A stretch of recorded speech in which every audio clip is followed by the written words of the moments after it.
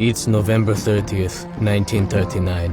Just 3 months after the outbreak of another world war, the Soviet Union has declared war on my home country of Finland. Within days, Soviet troops advanced across the nation, but they had no idea of the resistance they would run into.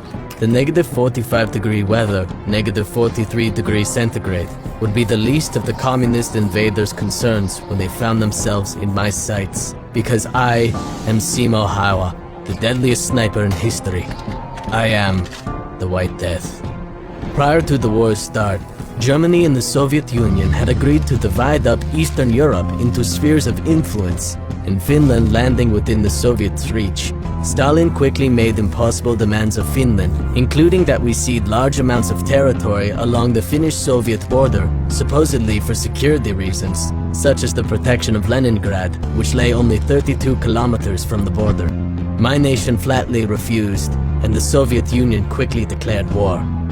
With 750,000 soldiers, 6,000 tanks, and over 3,000 aircraft, the Soviet military absolutely dwarfed our Finnish military, which was comprised of just 300,000 soldiers, mostly reservists and civil guardsmen, a few dozen tanks and 100 aircraft.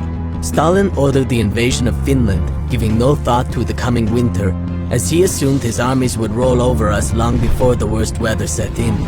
Just as Napoleon had underestimated the Russian winter over 100 years before, Stalin too severely underestimated winter weather and the impact it would have on his army.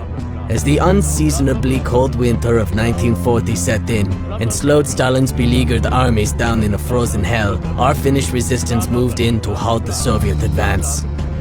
Knowing we couldn't match the Soviets on one-on-one basis, we adopted Motti, what today would be called asymmetrical warfare tactics. We would routinely allow Soviet forces to push deep into our territory, leaving them overextended. Then we'd attack their supply lines while running lightning raids against the Soviet flank. Frozen in by the severe weather and plagued by terrible logistics, the Soviet war machine quickly ground to a halt. But the greatest of the terrors awaiting the Soviets in the winter woods was me. An unassuming 5-foot, 1.5-meter tall farmer named Simo Häyhä. I was born in a farming town near the Russian border, and I spent my entire life in the harsh Finnish countryside. As a child, I naturally took to shooting, becoming a prolific hunter and sharpening the marksmanship skills that would make me a legend one day. In 1925, I served a mandatory one-year term in Finland's army, where I was introduced to an M28-30 rifle, replacing my Russian-made Musin Nagant M91. Honing my shooting skill even further, I was able to achieve a firing rate of 16 shots per minute at the range of 500 feet, 125 meters. Every single one on target. After a years of service, I was honorably discharged with the rank of Upseelias Upseelev, or corporal. Years later, I joined the Finnish Civil Guard, and at the outbreak of hostilities in 1939, I was called into active service. I refused the M28-30 rifle the military provided me with though, pulling my trusty M91 out of storage instead. Immediately ordered to the defense of Pyhäjoki, me and my unit dug trenches and strung up barbed wire in preparation for the Soviet assault. That very same night, the Soviets attacked, but we were able to repel the assault. After several days of heavy fighting, we were ordered to withdraw, yet despite the retreat, we suffered relatively few casualties. My next engagement with the Soviets came outside of Suhilhautti, with the Soviets once more suffering heavy losses. Stalin's bloody political purges had decimated military leadership within the Soviet military, and the inexperienced and poorly led Soviet army suffered greatly in the first few weeks of the war for those purges. My extraordinary marksmanship did not go unnoticed by leadership, who soon made me a sniper. After an enemy sniper killed 3 platoon leaders and an NCO, my company commander, Lieutenant Juta Latnin, ordered me to knock that man out. I replied simply, "I'll do my best." I took off for the woods alone, dressed in thick winter gear and a body-length white hooded coat. Making note of the terrain, I identified the few possible positions that I would choose if I were a Russian sniper, and then selected a spot with good oversight of all of them.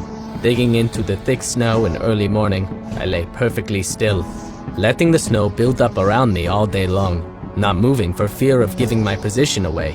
My patience and endurance paid off when finally, towards dusk, I spotted a flicker on the horizon, the telltale glint of the setting sun's rays reflecting off another sniper scope. Moments later, the Russian sniper began to rise, likely returning back to his unit after a long day on alert. Without hesitation, I gently squeezed the trigger and placed a single 7.62 round straight through the enemy sniper's cheek, killing him instantly. My reputation began to spread amongst my fellow troops, and I would soon earn my nickname of the White Death amongst Russian troops. With our unit under fire by a skilled enemy sniper, my lieutenant once more reached out to me with a simple mission: find the sniper and kill him before he can kill more of our own. Just as before, I once again took off into the wilderness alone, carrying a day's worth of food and several pouches of ammunition. Having seen how a scope had given the Russian sniper away, I now refused to use one, and instead stuck only to my reliable M91's iron sights. It was with these iron sights that I spotted and eliminated the Russian sniper from 400 meters away. After that kill, my name spread amongst the Russians, and I became a priority one target. In the months that followed, Soviet forces responded to my attacks by calling in artillery bombardments, devastating dozens of acres of woodland to try to kill just one man. Yet for all their efforts, I was able to survive each bombardment, getting only a minor scratch when a shell landed near my position and tore the back off my greatcoat. In turn, I continued my methodical assassination of Soviet targets undeterred, once knocking out the sniper protecting a forward artillery observer. The observer quickly called in fire support, and over 50 rounds rained down harmlessly around me. But skill with a gun is only one part of becoming a deadly sniper. I would often have to stay in my firing position for hours, sometimes even an entire day. And it's that resilience in the midst of our brutal Finnish winter that made me the stuff of legend. In order not to give away my firing position, I very slowly and carefully moistened the snow around me so it would freeze, preventing puffs of snow from flying up when I fired. When changing firing positions, I would move incredibly slowly, inches per hour, making my movements all but imperceptible to the human eye. In order to prevent steam from my breath from giving me away, I would hold mouthfuls of snow in my mouth, taking slow, deep breaths and letting my breath cool as it left my lungs. And of course, to never inadvertently give myself away due to the low winter sun, I never used a scope, sticking to my tried and true iron sights for even the longest and most difficult of shots. Though I usually worked alone, I did employ the use of a trusted spotter occasionally. Observing Russian movements during the day, we would then take off into the pitch-black night and hunt for a good firing position from where we could enjoy a target-rich environment. Once selected, we would have to sit patiently waiting for the first light of dawn, and then begin our long day of precision shooting. I was eventually wounded though, shot by an enemy sniper with an explosive bullet to the left side of my face just 1 week before the end of the Winter War. I awoke in a surgical tent the day the war ended. The bullet left me with a fractured jaw and a lifelong deformity, but I quickly recovered the ability to speak, and more importantly, shoot. With over 500 confirmed kills by the end of the war, my legacy was cemented as the deadliest sniper in history. But ultimately, I am a man of peace, and I refused to take part in the Finnish-Soviet Continuation War, which saw my beloved Finnish forces ally with German forces and invade the Soviet Union in a bid to retake lost territory. For me, my war was done, and I had no interest in invading another man's land the way my own had been.